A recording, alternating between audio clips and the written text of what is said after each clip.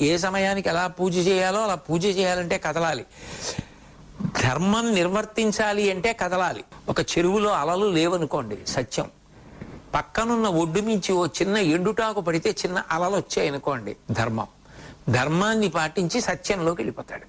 అంటే కదిలి కదిలి కదిలి కదిలి శాస్త్రవిహితమైన కదలికల వలన ఇక కదలవలసిన అవసరం లేని సత్యస్వరూపమైన భగవంతుని యందే చేరిపోతున్నాడు. అదే చిరంజీవన్నేవ క్షపిత పశుపాశం వ్యతికర పరానందాభిక్యం రసయతి రసం తద్భజనవాన్. అటువంటి గొప్ప ఘనమైనటువంటి శక్తి స్వరూపం ఏ తల్లి రూపంలో ఉన్నదో, ఏ తల్లి పరమకరుణతో ఇన్ని రూపాలనిస్తోందో, ఇంత సంతోషాన్నిస్తోందో, ఇంత శాంతినిస్తోందో, క్షేమాన్నిస్తోందో, యోగాన్నిస్తోందో, శాంతినిస్తోందో, అభ్యున్నతినిస్తోందో, మోక్షాన్నిస్తోందో, ఆ తల్లియే లక్ష్మి అని